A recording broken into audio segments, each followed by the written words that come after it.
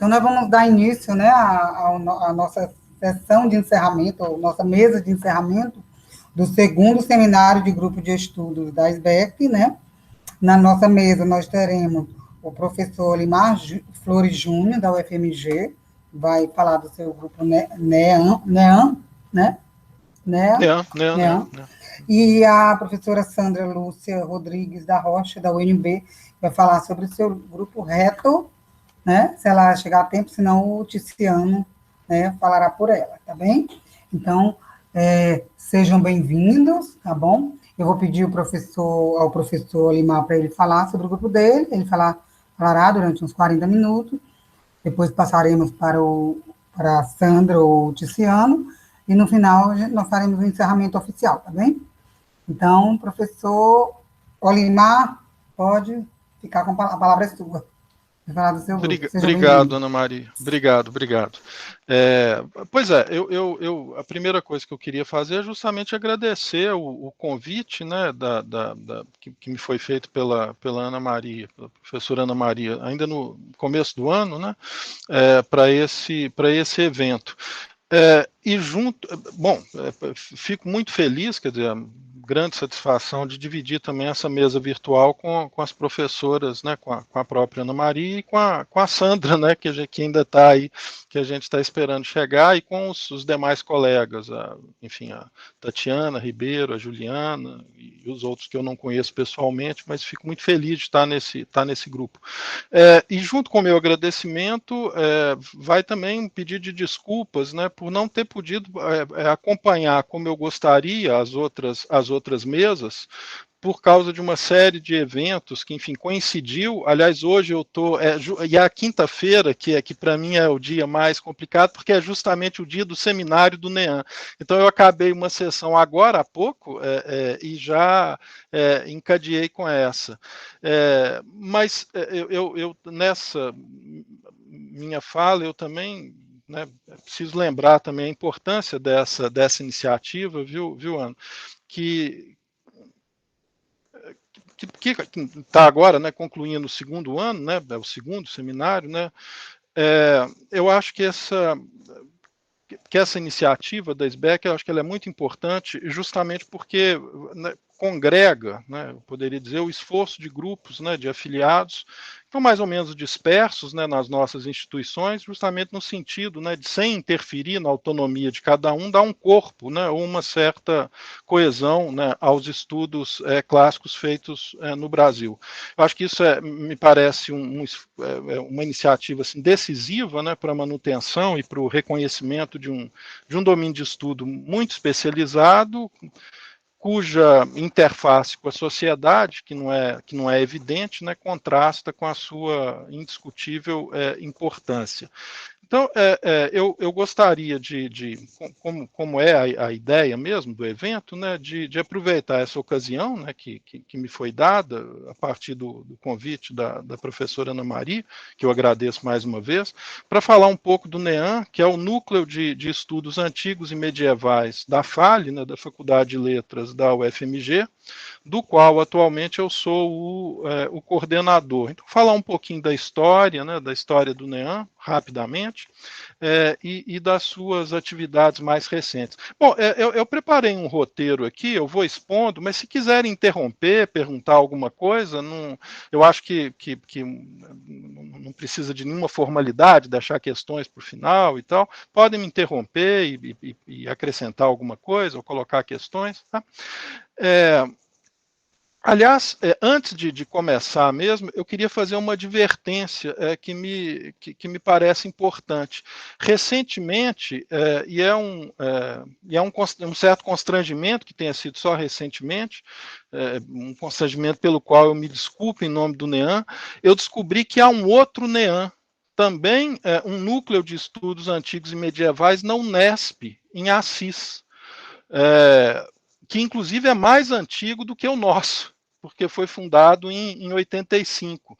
E quando a gente escolheu esse nome, a gente, na ocasião, não sabia disso, então é preciso então especificar que tem o NEAM Unesp e o nosso, que é o NEAM Fale UFMG. De qualquer forma, como não se trata de uma marca comercial, né, sendo apenas uma designação genérica, eu pessoalmente acho que essa homonímia, né, não acho que ela traga qualquer inconveniente maior.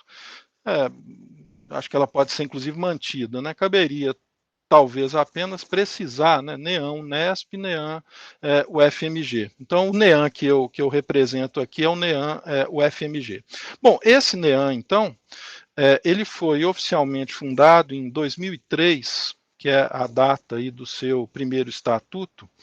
Eu digo primeiro porque a gente acabou, agora mesmo, tem alguns meses, de propor algumas alterações nesse estatuto e que devem ser ratificadas na próxima reunião, que incidem basicamente sobre o organograma e cujo intuito, quer dizer, o intuito dessa atualização do estatuto foi apenas formalizar a tendência de funcionamento dos últimos anos. Então, apesar de datar oficialmente 2003, o NEAM tem uma história pregressa, né, já que a sua criação, de certa forma, atualizou a estrutura do grupo antecessor, né, o grupo que então foi denominado Sociedade e Cultura na Antiguidade Clássica, que foi fundado em 1995 pelo nosso colega, que acho que todo mundo conhece, atualmente aposentado, mas na prática ativo como nunca, né, que é o professor, aliás, hoje professor emérito da UFMG, que é o Jacinto Lins Brandão. Quer dizer, ele é que é o fundador desse primeiro grupo, né, esse Sociedade e Cultura na Antiguidade Clássica, em 95, do qual o NEAM seria uma espécie de continuação. Então, desse primeiro grupo de estudo, o NEAM ele herdou a sua vocação de base, definindo-se pelo recorte interdisciplinar, congregando pesquisadores e estudantes das áreas de letras, filosofia e história. Num primeiro momento, da UFMG e depois também de outras instituições do Brasil e do exterior. Então, assim, dessa perspectiva interdisciplinar, tal como disposto no primeiro artigo do seu estatuto, o NEAM, e aí eu cito, né, tem por finalidade, uma finalidade, né, bastante óbvia, me parece, o estudo e a promoção do estudo e do conhecimento das culturas antigas e medievais, bem como de suas projeções e apropriações nas culturas moderna e contemporânea. Então, notem que essa precisão final, que aponta para o campo, né, muito vasto da chamada recepção dos clássicos, além, obviamente, né, além de sua importância natural, tem permitido a abertura e o diálogo do NEAM com outros domínios de especialidade, como a literatura brasileira e as teorias da história moderna e contemporânea. Isso para citar só alguns exemplos extraídos, tá, das nossas últimas experiências. Então, essa ideia da recepção dos clássicos permite justamente esse diálogo com outras áreas da faculdade e outras áreas no sentido mais geral. Aqui eu dei o exemplo da literatura brasileira e da historiografia moderna. Cabe também acrescentar que em razão, eu diria que em razão do trabalho pessoal de alguns de seus integrantes, o NEAM, então o NEAM da UFMG, ele tem também, de certa forma, expandido o alcance do termo clássico, integrando em seu repertório estudos, por exemplo, sobre a tradição literária mesopotâmica. Só para no seminário desse semestre, que começou no dia 3, agora eu não me lembro, acho que 5 agora de dezembro, a gente teve a palestra de abertura, foi do Jacinto, sobre a tradução que ele fez, né, com os apontamentos enfim, de tradição do Enuma Elish. Então, quer dizer, mas também tem outros professores, como é o caso do meu colega, o professor Antônio Orlando, que também está abrindo a pesquisa para digamos, para essa fachada oriental da tradição grega. O que justamente foi uma das discussões levantadas na palestra do Jacinto, é que recoloca, né, sob uma nova perspectiva, o alcance mesmo do termo clássico, né? O que é clássico, né? O que é clássico para nós, o que é clássico, né, em termos absolutos. Bom, nesse sentido, então, uma boa medida por ter na interdisciplinaridade o seu eixo principal, a experiência do NEAM vem se revelando frutífera, me parece. Na verdade, é o próprio caráter do objeto de estudo proposto, ou seja, as civilizações clássicas e as suas adjacências, cuja compreensão convida a um esforço que, sem descuidar das diversas especialidades, avança no sentido de uma abordagem colaborativa de fenômenos historicamente identificáveis. Trata-se, enfim, de promover a reflexão em torno de culturas complexas, chamando atenção para as formas nas quais se manifestam e como se dão nelas, nessas culturas, a gênese, a repartição e a transmissão dos saberes. Bom, então isso que eu apresentei aqui é digamos, a orientação de base, né, do NEAM, então, que foi fundado, vamos dizer assim, em 2003, que tem agora, em 2020, um novo estatuto, mas que dá prosseguimento a um trabalho iniciado lá nos anos 90 com esse grupo do Sociedade e Cultura na Antiguidade Clássica, né, fundado em 95. Em termos mais práticos, e obviamente sem prejuízo das demais pesquisas, as atividades do NEAM, elas se consubstanciaram em uma série de subprojetos, mais ou menos independentes, mais ou menos regulares, e numa visão histórica, eu poderia lembrar rapidamente alguns deles. Quer dizer, são esses subprojetos que integram, então, as atividades do NEAM, que dão uma ideia mais precisa do que a gente vem fazendo ao longo desses anos.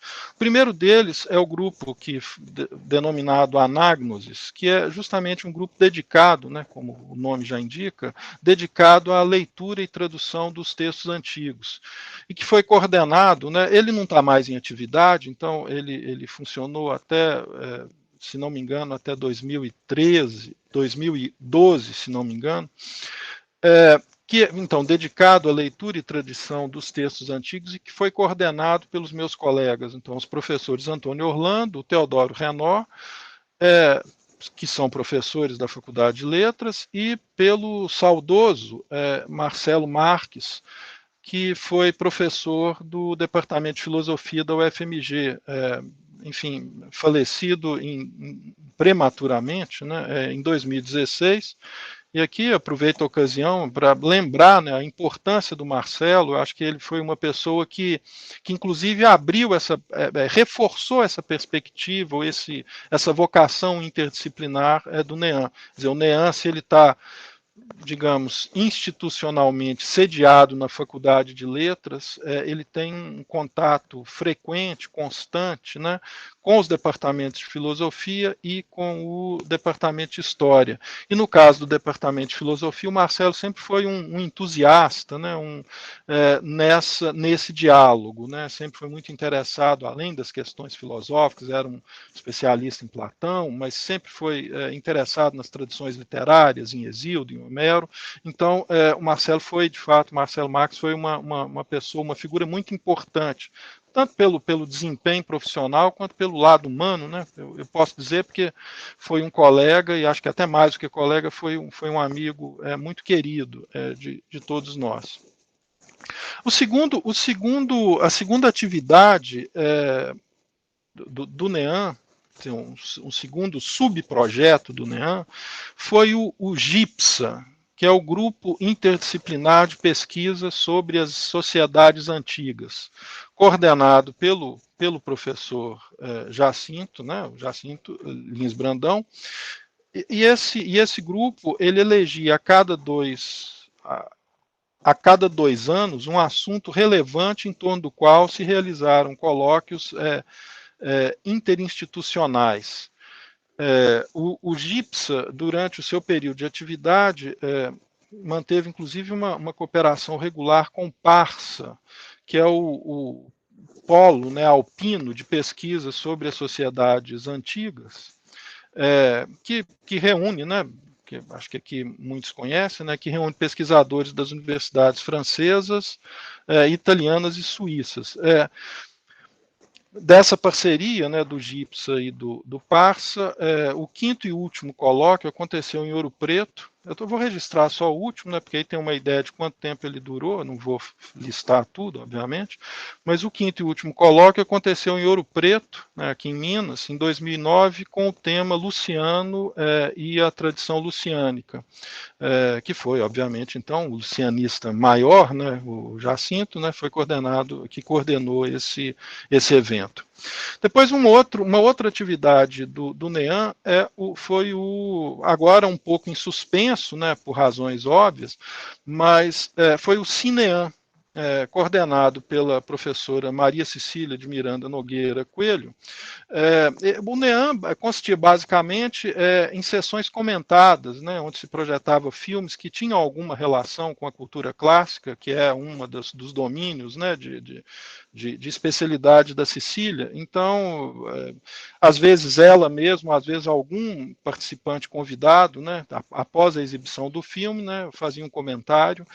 Então, uma iniciativa muito interessante, porque justamente estabelece, né, essa abertura, né, do NEAM para esse diálogo, não só um diálogo, né, com uma outra mídia, né, que é o cinema, mas também com a cultura moderna, a cultura contemporânea. Depois, claro que houve, né, uma série de seminários e colóquios, né, dentro ainda do espectro de atuação do NEAM, e desses seminários eu lembraria os seminários ou colóquios, né, organizados a cada 2 anos no âmbito das semanas de eventos da pós-graduação em letras. Então você tem, né, são eventos que movimentam toda a faculdade e cada setor, cada grupo, cada núcleo de pesquisa organiza uma espécie de subevento. Então, dentro desse evento maior.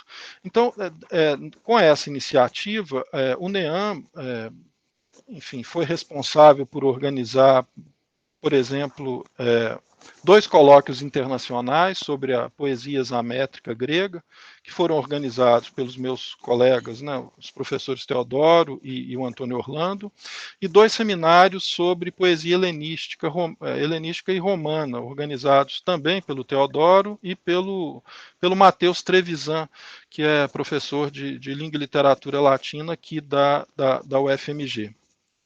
Além desses seminários, há também o que a gente chama de jornadas do NEAM, que eu diria que são eventos mais ou menos avulsos, conferências, palestras, né, mesa redonda de curta duração, normalmente durando aí um único dia. Uma série de eventos, né, que ficam aí sob o abrigo aí do NEAM. Mas, mais uma vez, o que eu acho que é importante ressaltar nesse conjunto de eventos, claro, né, ressalvado aí o caráter mais específico de um ou outro, é justamente a interdisciplinaridade. E nesses eventos, né, a gente reuniu, né, na maioria dos casos, né, pesquisadores de instituições brasileiras e do exterior.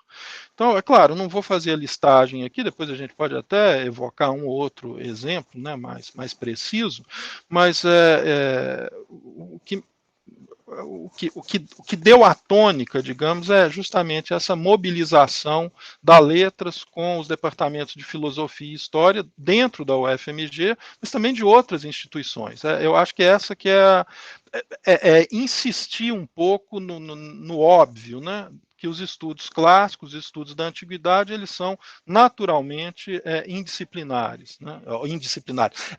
Interdisciplinares, indisciplinados às vezes, né, em alguns casos, mas interdisciplinar. Então é sempre essa ideia de um trabalho, quer dizer, se há essa divisão digamos, institucional, acadêmica, né, por força mesmo da organização administrativa, eu acho que cabe a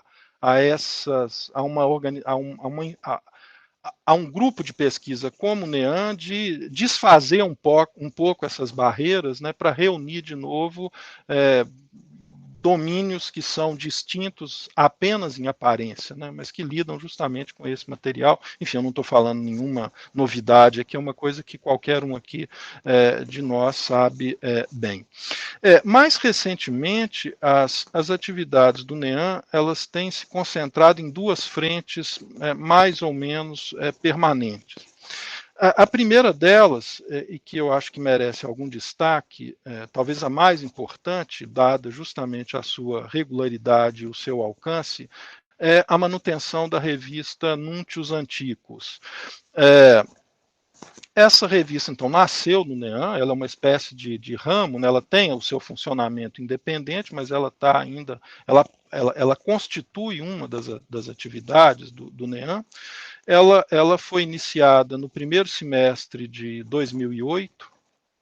Os primeiros números foram impressos, né, mas agora a publicação segue apenas em formato digital, como eu acho que tem sido mais comum, né, por razões também óbvias.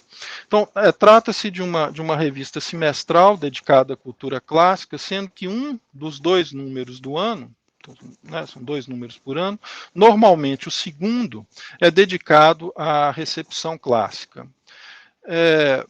E esse periódico, então, Anúncios, ainda traz de forma esporádica dossiês temáticos, né, cuja origem é frequentemente os eventos promovidos ou apoiados pelo NEAM. Então você abre ali, né, por exemplo, tem um evento, você reúne os textos, né, para aqueles que desejam, né, publicar as suas intervenções, e a gente monta um dossiê específico. Isso já aconteceu mais de uma vez.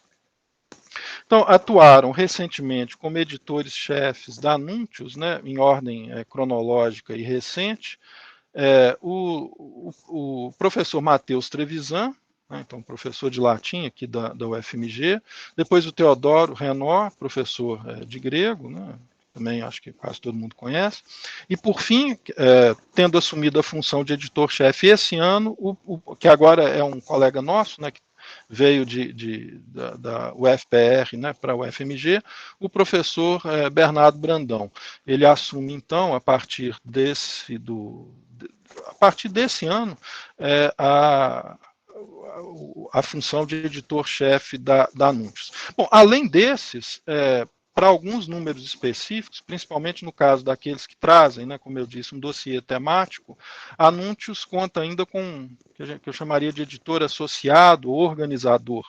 Então, quando você tem dossiês temáticos, né, você tem o editor-chefe e um editor associado, um organizador. Nessa função, então, ela já foi desempenhada pela professora Tereza Virgínia, pelo Antônio Orlando, pelo Matheus Trevisan, pela Maria Cecília, da filosofia, pelo próprio Jacinto, e também pela Maria de Fátima Souza e Silva, que alguém agora mesmo lembrou o nome dela, agora na nossa conversa antes de começar, a Maria de Fátima Souza e Silva, da Universidade de Coimbra. Então, quer dizer, essa função, né, de organizar números temáticos, ela não fica exclusiva aos professores da faculdade ou da universidade. Quer dizer, então tem essa abertura, né, que também faz parte também do espírito do NEAM.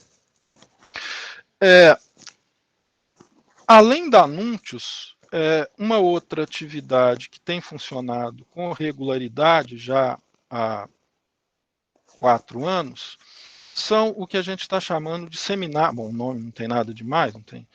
Os seminários do NEAM. Esse semestre, como eu disse, começou. Então, a gente chegou nesse semestre, que começou agora exatamente no dia 5 de dezembro, com essa palestra do Jacinto, que eu me referi agora há pouco, a gente está na 8ª edição. Ele começou, então, em 2017, no primeiro semestre de 2017, coordenado pelo professor Teodoro, e de lá para cá, a partir da 2ª edição, então do 2º semestre de 2017, eu mesmo assumi a coordenação desse seminário. E esse seminário, a gente experimentou um formato um pouquinho diferente de funcionamento, que eu acho, a avaliação que eu faço e o retorno que a gente tem tido, só para vocês terem uma ideia, essa 8ª edição, que começou agora, né, no mês de dezembro, a gente está fazendo pela plataforma Teams, a gente tem já hoje, né, por volta de 90 inscritos na sala. Claro que nem todos vão todas as vezes, mas isso mostra que tem tido, né, uma boa aceitação desse seminário. A experiência foi interessante pelo seguinte: esse seminário ele é um seminário aberto, então qualquer pessoa pode participar. As primeiras edições, quer dizer, as 6 primeiras edições, foram feitas totalmente no modo presencial, e a partir da 7ª, a 7ª foi engraçada, porque foi a do primeiro semestre desse ano. Teve a palestra de abertura, exatamente no dia 12 de março, abriu no modo presencial, depois teve a suspensão, né, a suspensão das atividades presenciais, teve uma interrupção do trabalho, ele retomou em agosto, agora, aí já no seu formato online, né, remoto. Então, quase todo, né, à exceção da palestra de abertura, a 7ª edição foi online, e essa 8ª edição, que começa agora, também vai ser, já está decidido, vai ser inteiramente online.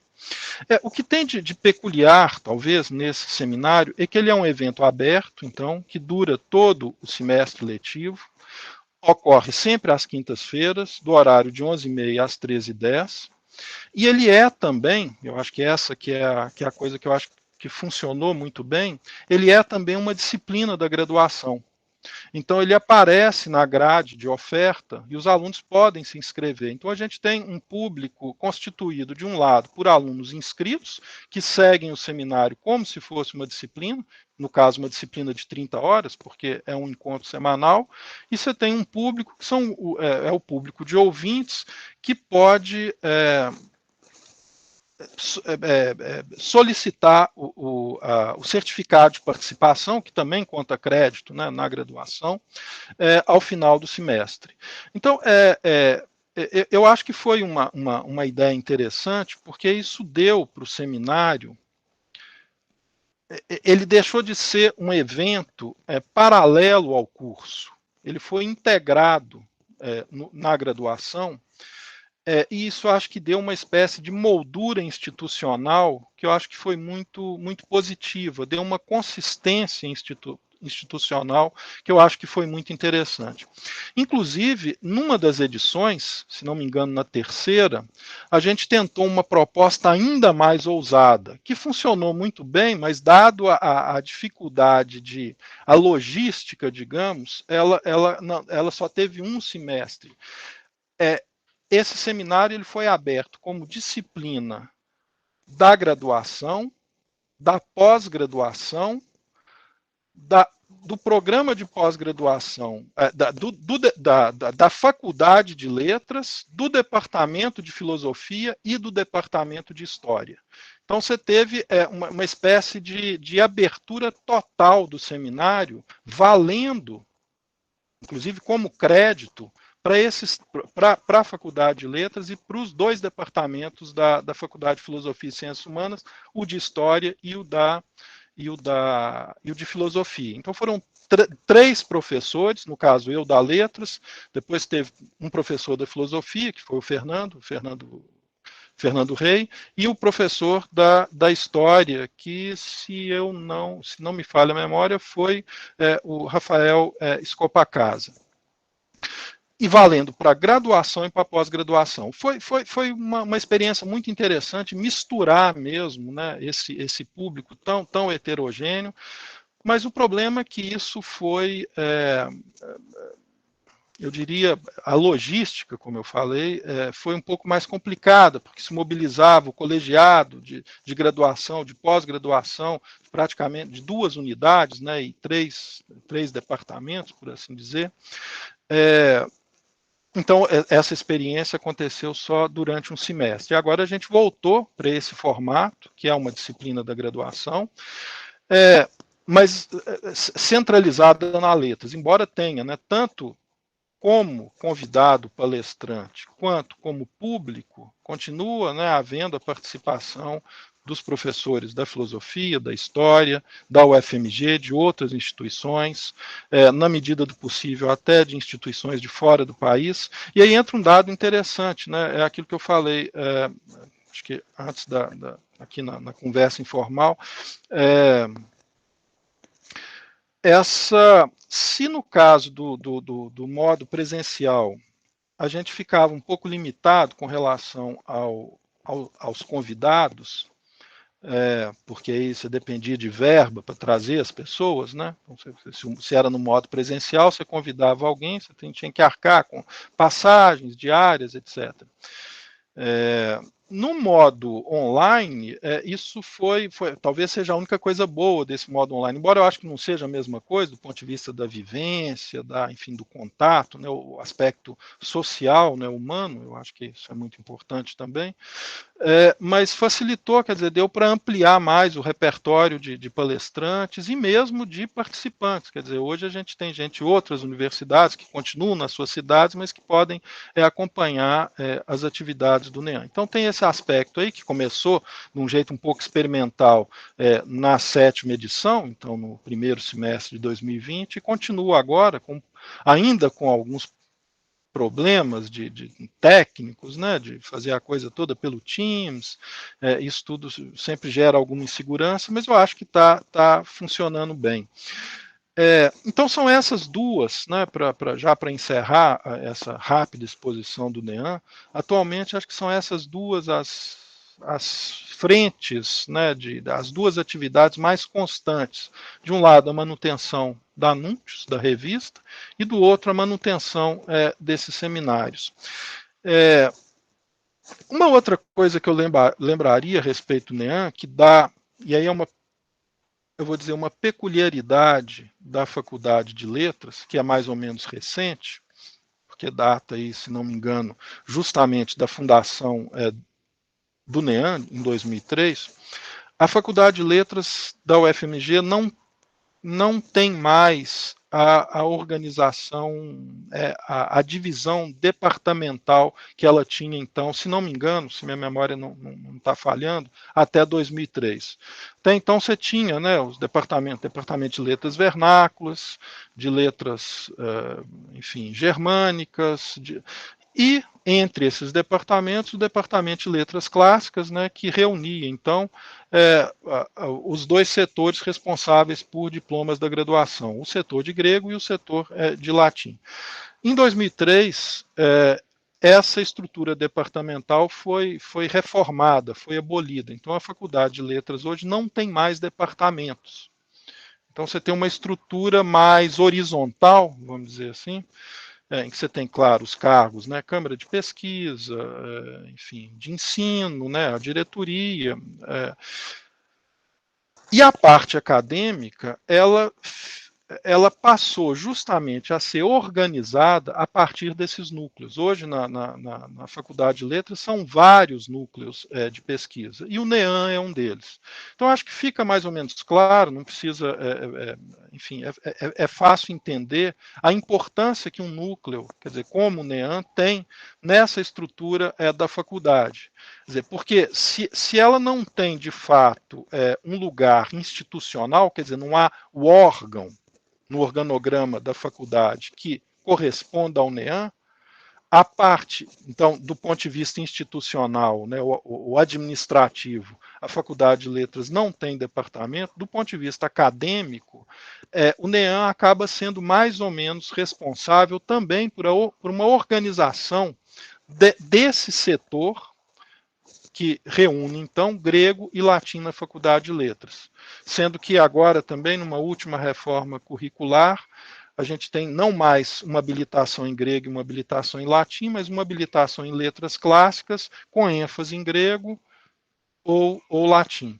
Então, o NEAM, mesmo que isso não seja, digamos, oficialmente estabelecido, ele acaba tendo uma função importante também na organização das atividades que repercutem, então, na organização da graduação e, obviamente, desemboca também na pós-graduação, em que foi criado, inclusive, né, já há alguns anos, uma área de estudos clássicos.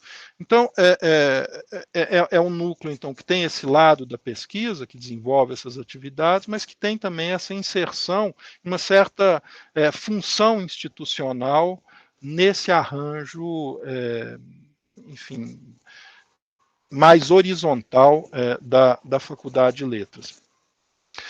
E só para concluir, e aí é um pouco uma espécie de prestação de contas, inclusive junto à SBEC, o NEAM agora está com duas frentes de trabalho principais, que é, de um lado, a atualização do cadastro do NEAM junto ao CNPq. Ele está muito desatualizado, e você pesquisa lá, aparece o NEAM da Unesp, mas não aparece o NEAM da UFMG, exatamente por causa dessa desatualização. Então, isso é uma coisa que a gente vai... eu pretendo organizar isso, a gente pretende organizar isso. E outro é a atualização do site próprio. Ele é acessível, né, a partir do portal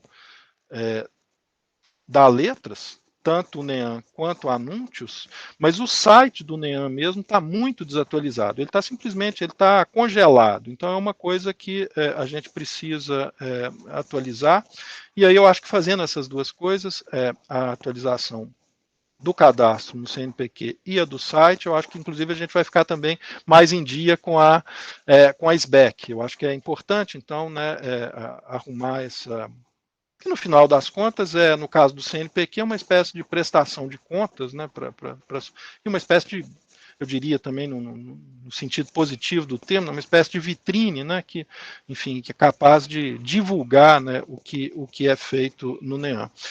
Eu falei do seminário, eu vou aproveitar, inclusive, desses seminários do NEAM. Hoje é sempre às quintas-feiras. Hoje a gente teve uma palestra, terceira, né, dessa 8ª edição.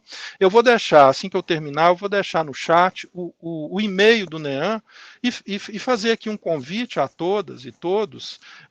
Se quiserem, se tiverem interesse, mandem um e-mail para o NEAM, que a gente pode cadastrar o nome nas listas, de modo que a pessoa vai, então, receber a divulgação semanal das palestras e vai poder ter também o acesso à sala virtual do Teams, se quiser acompanhar. Quer dizer, são vários temas, vários convidados.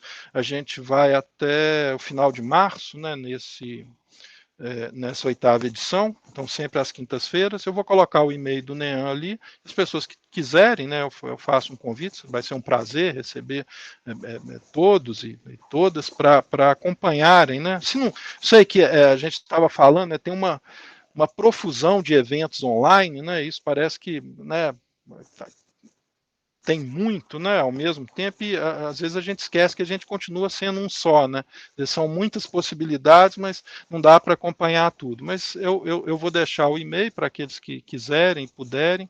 Vai ser um prazer recebê-los lá na nossa sala do Teams para essa 8ª edição do NEAM. Ana, mais uma vez, muito obrigado. Então é isso, é mais ou menos isso que eu queria, enfim, essas informações assim muito gerais, talvez um pouco imprecisas, mas depois eu posso esclarecer algum ponto se for do interesse, ou se tiver alguma questão. Tá ok? Muito bom. Na hora que eu vou falar, os cachorros começaram a falar também aqui. Todo mundo começou a falar aqui.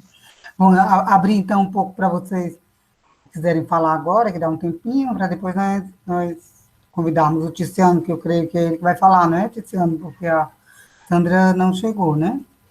Acho que ela não teve acesso, não conseguiu. Mas eu parabenizo o professor, né, Olimar. Sua exposição foi muito boa, bem clara, muitas informações, né? Muita coisa. O grupo está fazendo bastante, aliás, já vem fazendo bastante coisa.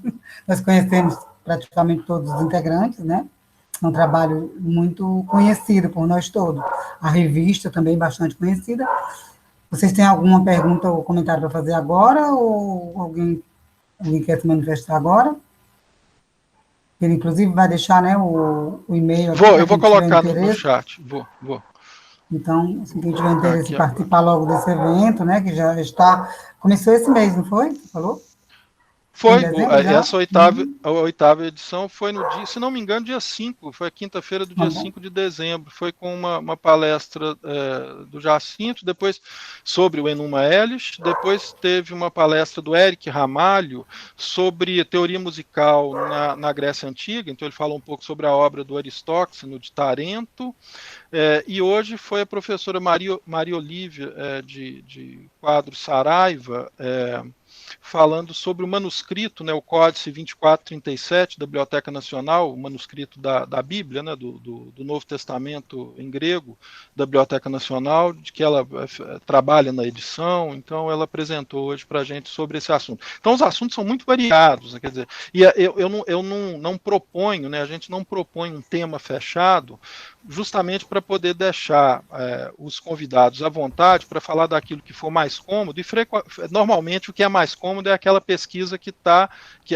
sobre a qual a pessoa está trabalhando. Então a gente pega um pouco o trabalho em curso. Eu acho que isso é positivo, tanto para quem escuta, quanto para a pessoa que expõe, porque ali tem algum feedback interessante. Então já tem, quer dizer, a agenda está toda fechada, né, para esse semestre, são 15 palestras, né, então uma vez por semana, a agenda está toda já fechada, então a gente vai ter participações assim muito interessantes, eu espero que vocês possam, quem sabe, uma hora aparecer, para É às quintas, aparecer, né, qual horário? sempre às quintas-feiras, de 11h30 às 13h10. Esse horário, às vezes a pessoa fala assim, mas que horário estranho, porque ele meio que atropela a hora do almoço, mas ele foi pensado por isso mesmo, porque é um horário que permite a frequência tanto dos alunos da graduação, as aulas terminam por volta de 11 horas, quanto os alunos da pós-graduação. Os cursos de pós-graduação costumam começar às 14 horas. Então é um horário um pouco, quer dizer, com algum sacrifício, né, um almoço mais rápido, é um horário que acaba atendendo um número maior de pessoas. Então, a gente tem mantido, sempre foi esse horário e eu acho que tem funcionado, né, apesar de ser um horário pouco usual, vamos dizer assim. Eu chamo de terceiro horário, né? Tem o primeiro da manhã, o segundo e o terceiro horário, que é esse aí. Então, até 1h10 da tarde. Uhum. Nós também, às vezes, fazemos coisas desse tipo, né? Uma aula a mais, alguma coisa assim.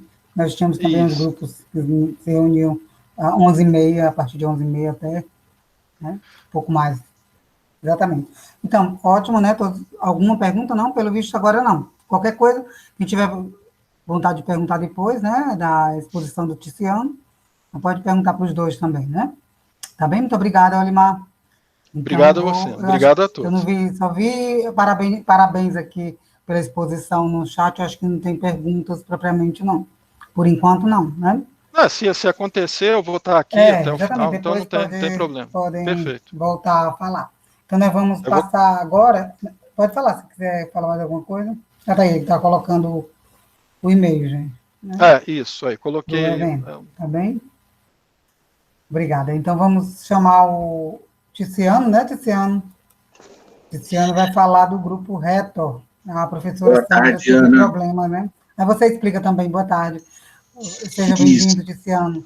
E a palavra é sua. Pode ficar à vontade. Viu?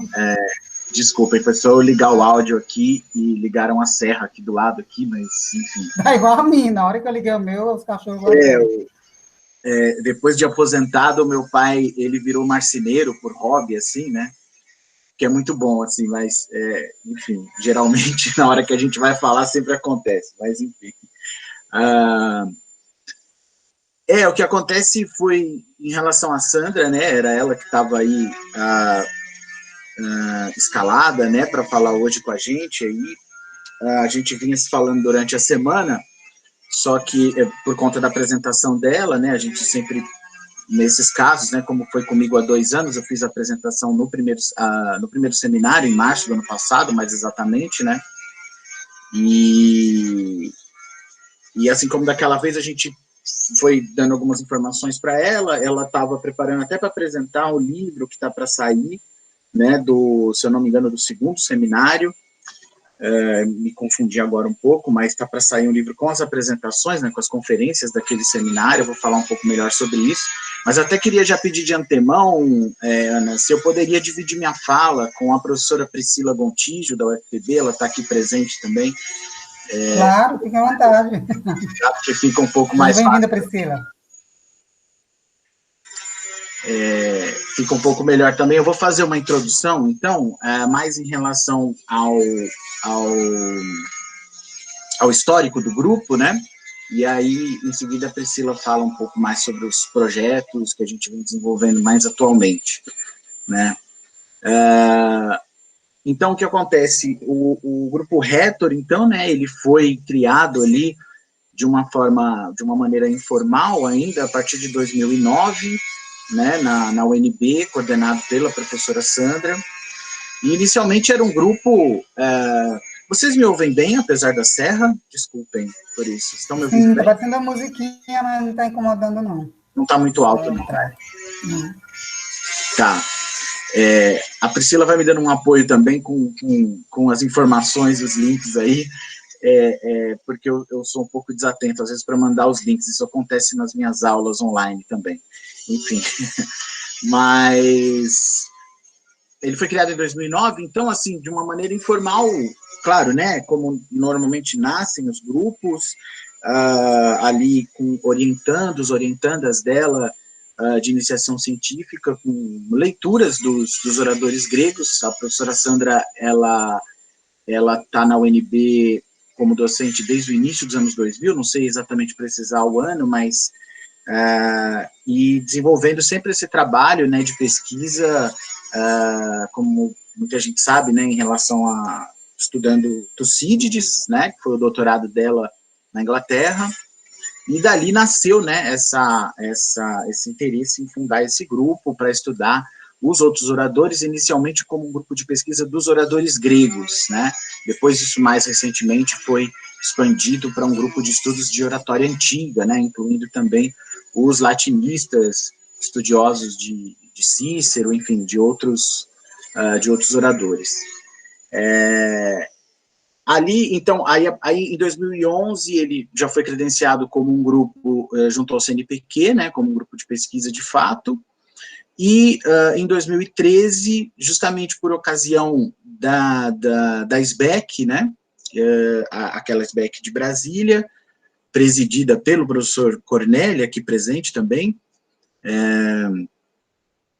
por ocasião daquela SBEC, que foi ali culminou, né, eu conheci o grupo, não sei falar exatamente da parte da Priscila, mas acho que foi mais ou menos nesse período. Na verdade, ela já fazia parte, né, já tinha apresentado lá, e foi quando ganhou mais corpo, digamos assim, com outros pesquisadores, outros professores, de 2012 para 2013, e em 2013 a gente começou a fazer nossos seminários, que desde então tem sido, né, a partir dali eu entrei para o grupo, e começamos a fazer os seminários, então, sempre bienais, sempre nos anos ímpares, né, nos mesmos anos, nos anos em que ocorre a SBEC.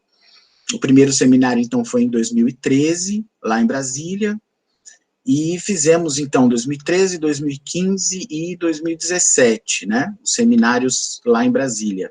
Sempre no momento, pelo menos até 2017, a gente ainda conseguiu fazer seminários com convidados internacionais, né? Bom, isso aconteceu em 2019 também, mas a gente sabe que eram anos ainda em que a gente conseguia com uma maior facilidade verbas, e, enfim, imagino que isso tenha sido muito discutido aqui em outros grupos também, né, que a gente sofre nos últimos anos por conta da falta de verbas e consequentemente, um dos fatores, né, não só para publicação, mas para convidados, né, foi muito importante por conta de convidados internacionais,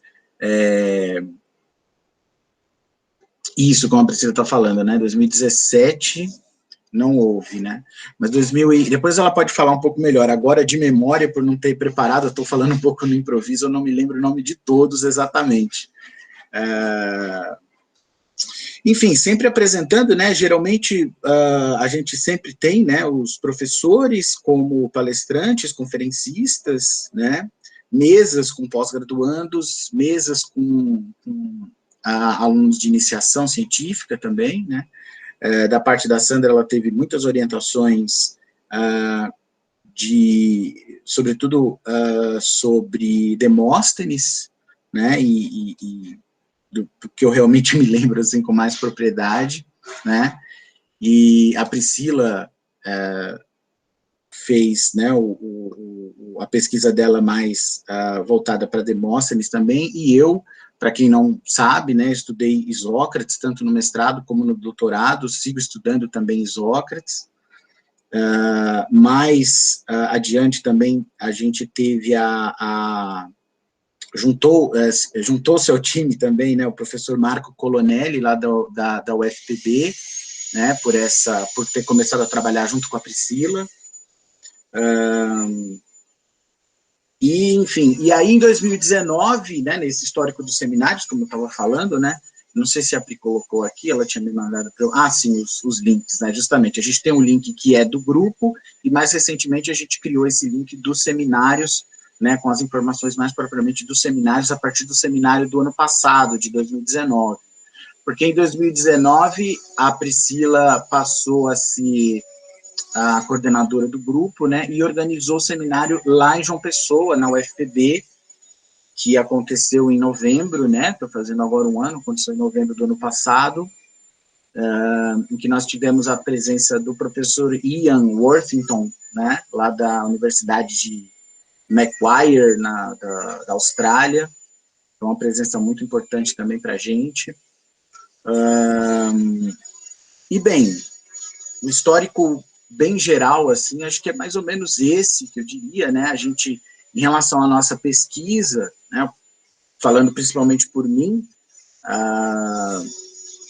eu fiz tanto o mestrado como o doutorado em Sócrates, né, estudei o Contra os Sofistas e o Elogio de Helena, e no doutorado estudei a Antídose, a gente estava falando mais informalmente no começo, né, quando eu estava falando com a professora Juliana,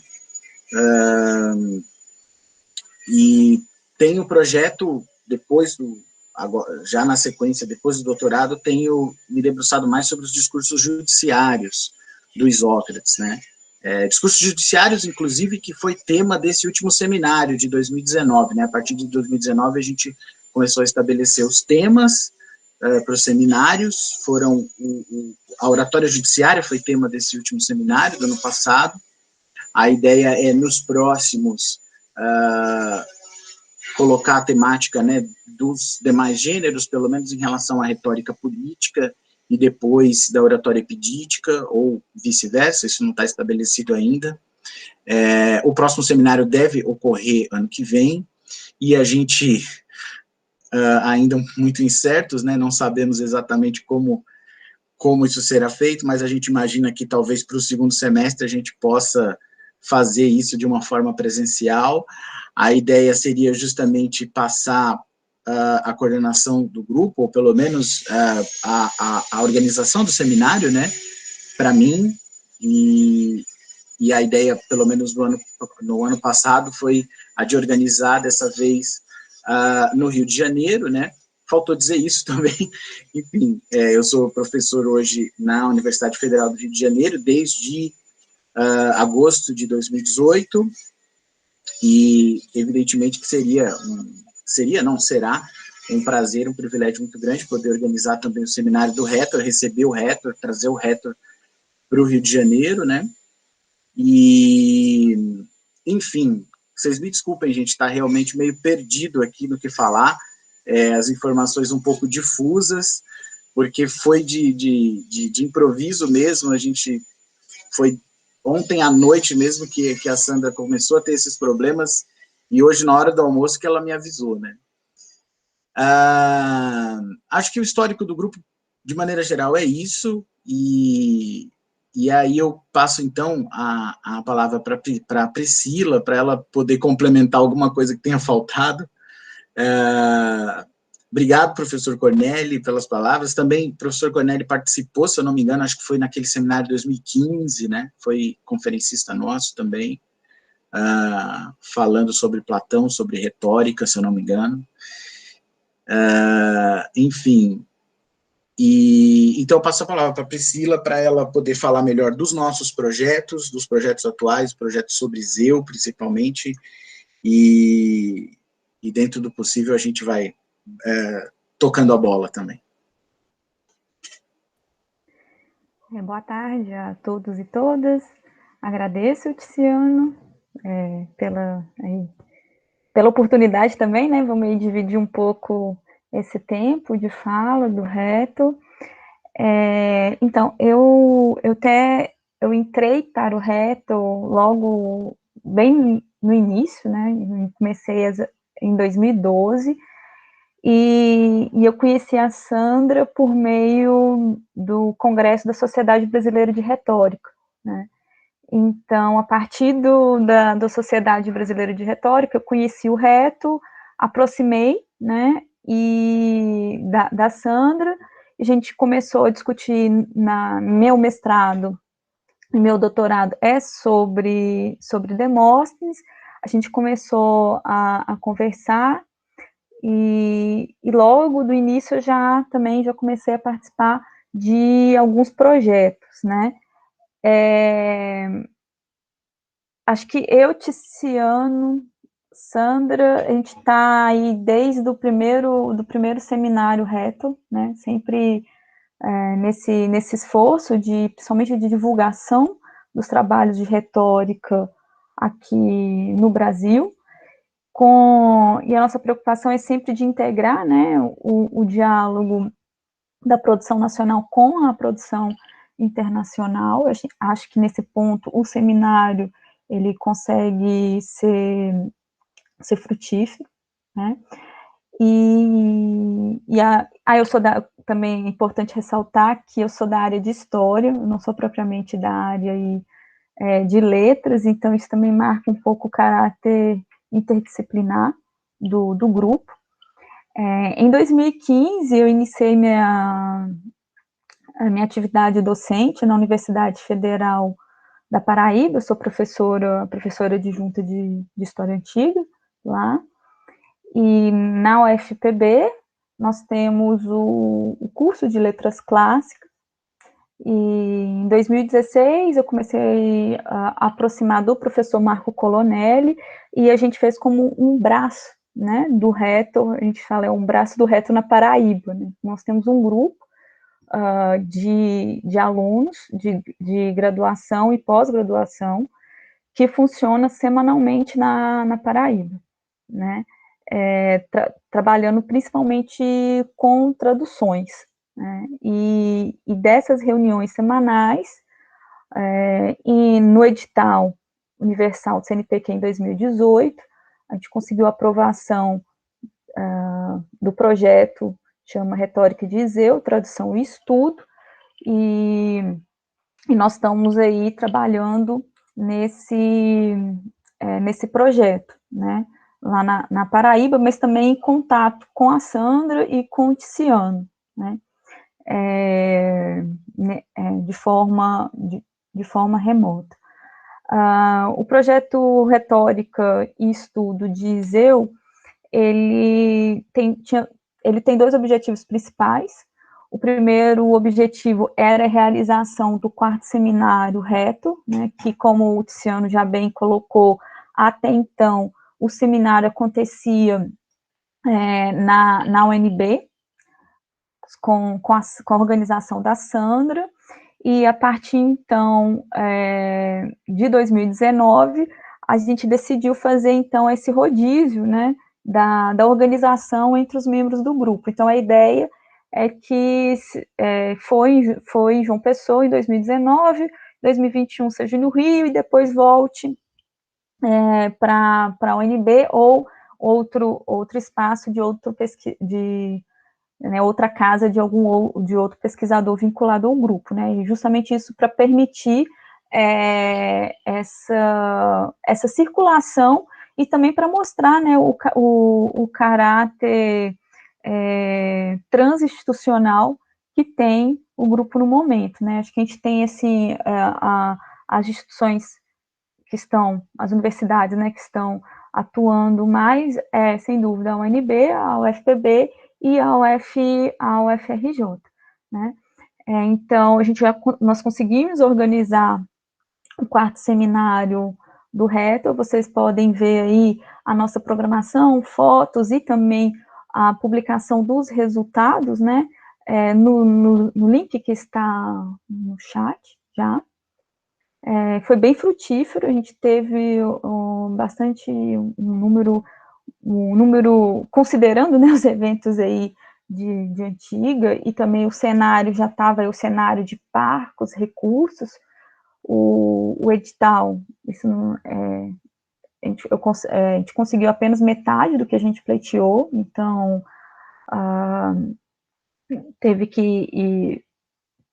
foi bem modesto, assim, pelo que a gente tinha imaginado no início, mas conseguimos atingir nosso objetivo na discussão, e também aí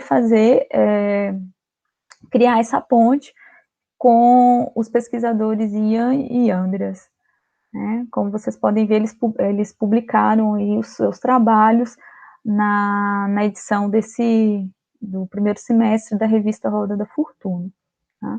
O segundo objetivo do projeto como já diz, né, a publicação aí de alguns discursos de Iseu. A previsão é que até o final do ano que vem já esteja a público a tradução do Iseu 1, 2 e 3, que ainda não tem versão, uma versão em português, né, e o Iseu, ele é ainda um orador orático pouco conhecido, né, mas que é uma fonte valiosa para entender não apenas assuntos relativo à retórica em si, né, ele é considerado aí um dos oradores, o Dionísio de Halicarnaso considera um deinoso, né, ele tem esse estilo que realmente é peculiar diante em comparação com os outros oradores, e além, né, de potencializar aí os estudos sobre retórica, também conhecer um pouco dos aspectos da vida privada da Atena clássica, e também, né, aspectos ligados ao direito, né, ao direito ateniense. Então, a gente acaba estudando com Iseu, além de estudar retórica, a gente também estamos nos dedicando a estudo aí, de gênero, porque envolve, né, questões aí ligadas a casamento, uma caracterização da mulher, né, aspectos da vida privada e a legislação envolvendo oicos, tá? Eu e o professor Marco, lá no UFPB, a gente tem iniciação científica já temos 2 iniciações científicas concluídas sobre Iseu, e mais outras 2 em andamento, e também já tem desde 2017, estamos realizando apresentações sobre esse tema, né? Além do CNPq, do edital do CNPq Universal, a Sandra também conseguiu alguns editais, né?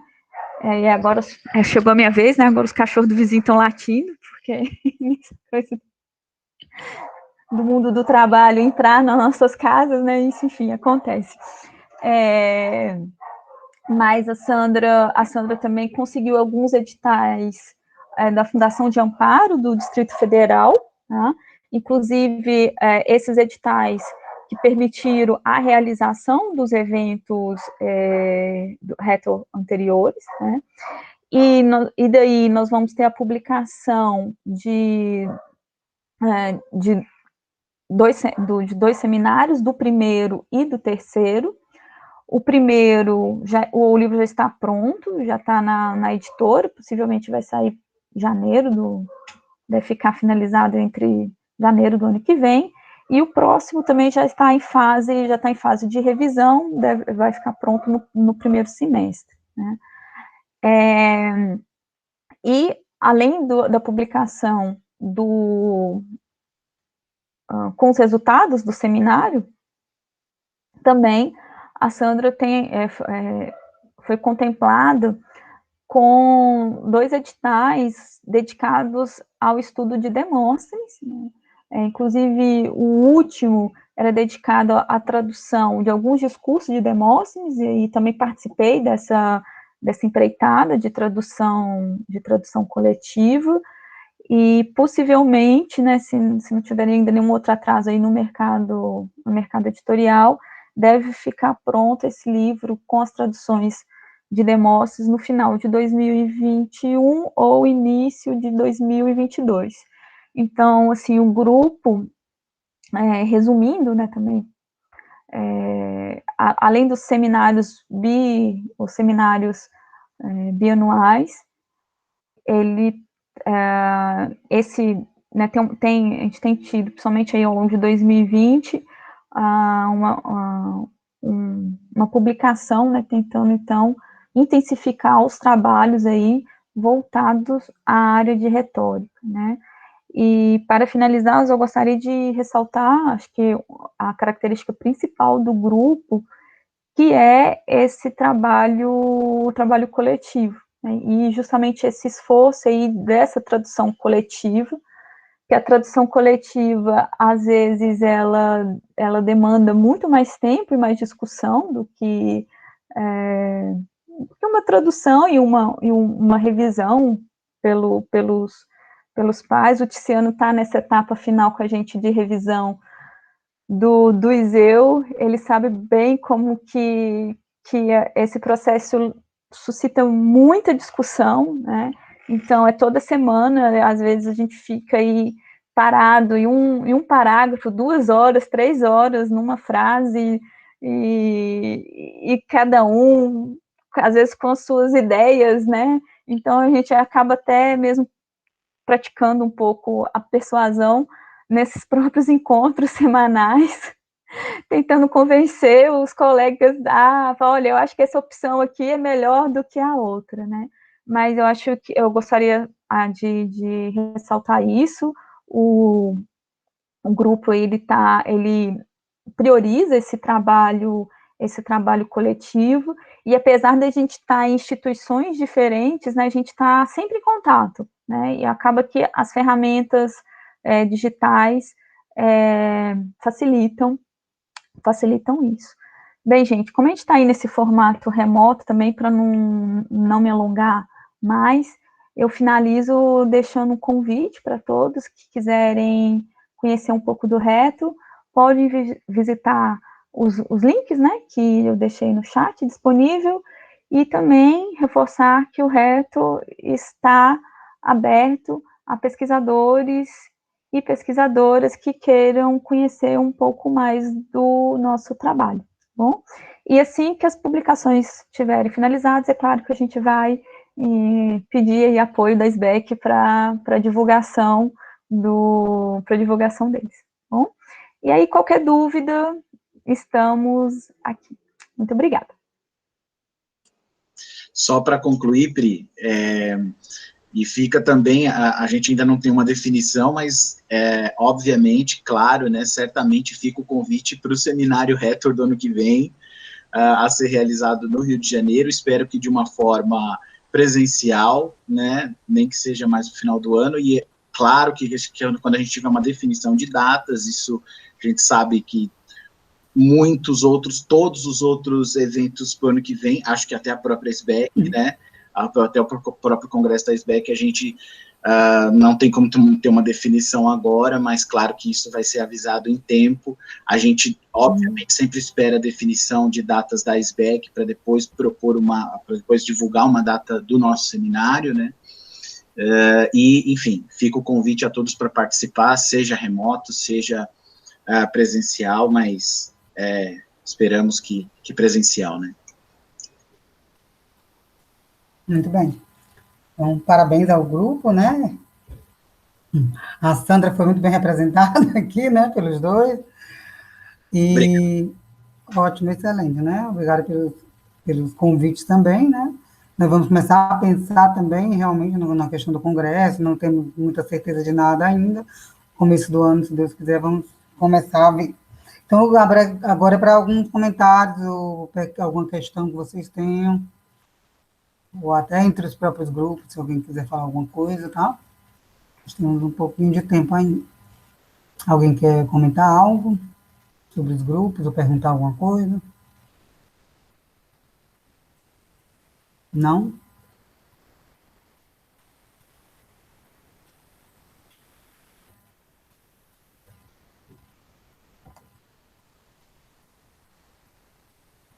Do grupo anterior, né? O Olimar falou do grupo dele, né? Do NEAM, e agora nós tivemos o grupo Reto, né?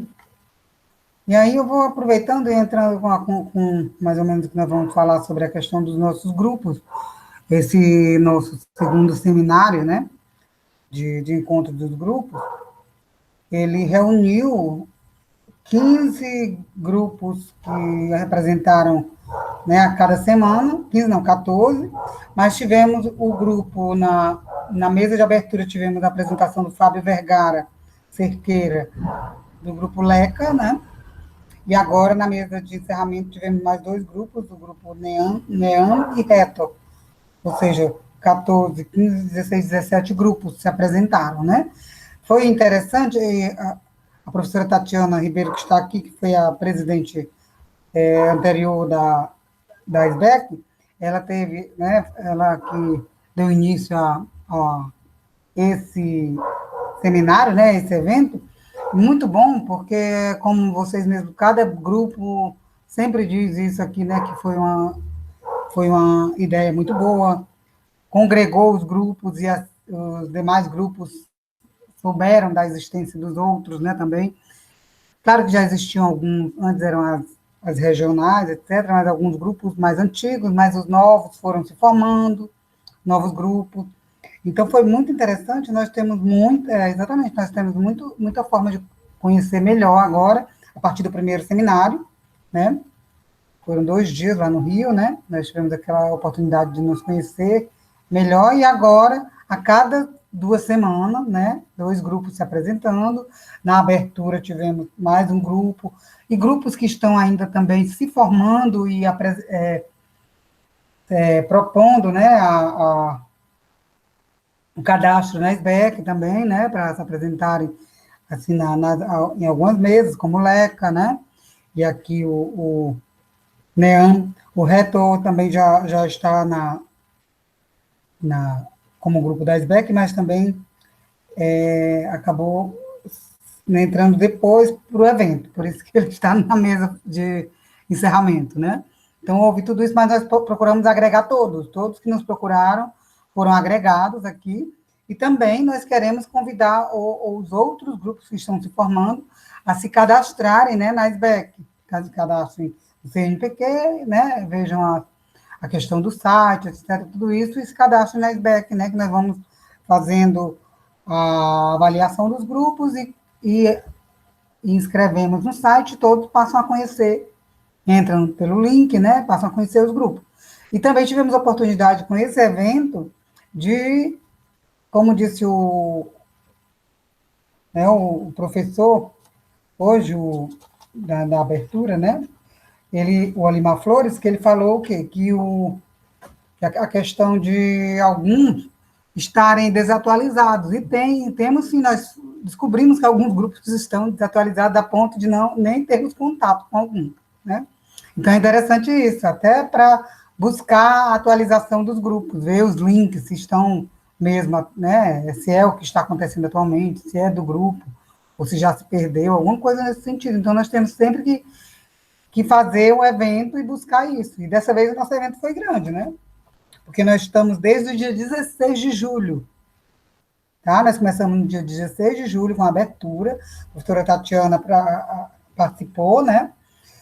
ela que foi a iniciadora do evento, professor Vergara também, né, professor Fábio Vergara apresentando o LECA, depois nós tivemos o Grupo ERA, né, o grupo, a seguir o grupo Átrio, depois o ProAERA, o LEC, Núcleo de Cultura Clássica, Estudos sobre o Jambo, a Elegia, a Poesia América na Antiguidade Clássica, LEAL, Grupo de Tradução de Teatro, Cátedra Unesco Arcai, Animalia, TAFA, UCIA, NEA e Estudos sobre o Teatro Antigo, NEAM, né, eu já digo o contrário, e Retor, né? Temos esses 17 grupos, bem, apresentando aqui, né, com muito mais tempo, eu creio que foi bem amplo e as pessoas conheceram bem melhor, e vamos ter os resultados, né, com a intensificação da comunicação entre nós, né,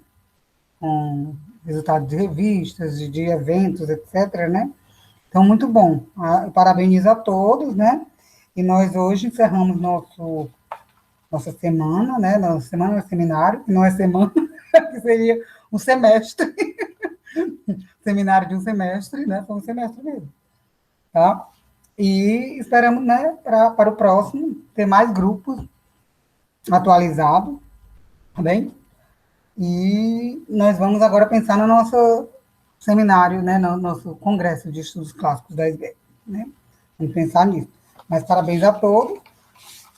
Eu quero avisar uma coisa também, que hoje, daqui a pouco, não sai agora, não, que a gente vai ter uma foto, e toda vez nós temos uma foto final. Outra coisa que eu quero avisar, todas as quintas, né, há 6 semanas, nós estamos tendo um ensaio, né, sobre os estudos clássicos na pandemia. Hoje nós não tivemos um novo ensaio, né, porque nós, inclusive, o último ensaio foi da professora Adriane Duarte, né, até foi interessante parar um pouco no dela, porque ela foi a idealizadora dessa chamada de ensaios, né, sobre os estudos clássicos na pandemia, tá bem? Então, até foi interessante, depois eu mando um aviso também sobre isso para todos, mas nós vamos receber mais ensaios, né, dos grupos, são até 3 ensaios por grupo, mandem, né, vou reenviar a chamada, mas até o final de dezembro queremos receber mais ensaios para reiniciarmos a publicação semanal, agora, né, no início de janeiro, tá bem?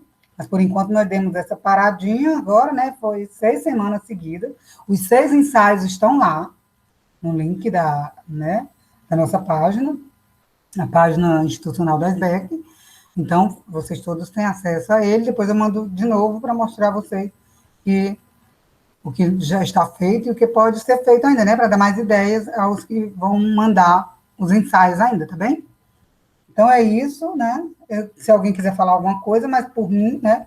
Aqui me perguntaram se eu ia encerrar da forma semelhante como eu assumi a presidência da SBEC, né? Vocês sabem, do meu discurso foi bem simples, né? Meu discurso. Quem não viu, eu só disse assim: a sessão está encerrada, vamos jantar. Hoje ainda não é hora da janta, não, mas por mim a sessão está encerrada, então. Então, até a próxima. Quem quiser falar alguma coisa, fique à vontade, tá bem? Vamos tirar foto, né, Ney? Antes que o povo fuja. Todo mundo aí que quiser abrir, né, as câmeras para tirar uma foto aqui na sessão de encerramento, o Ney vai tirar nossa foto. Então, obrigada ao Ney, né? O Ney foi nosso hospedeiro, nosso anfitrião. Ele que esteve sempre com a sala, ele que abriu a sala todas as vezes, é professor da Universidade Federal do Ceará também, trabalha com tecnologia, mas está no grupo Paideia, de teatro de bonecos, né? É um dos líderes, ele e a Dani. A Luciana também participava do grupo, participa ainda, né, Luciana, mais ou menos, né? Então, assim, ele está sempre aqui, ele abre a sala, nos dá todo o apoio técnico também, né? Eu adorei você também ainda vai mandar trabalhar, né, em tempo de pandemia. Exatamente, ele ainda está nos devendo também o ensaio, ainda vai mandar, né? Ney. Pois tá bem, vamos à foto? Vai, hospedeiro, tira Vai, foto. Ney, pode, hospedeiro é ótimo.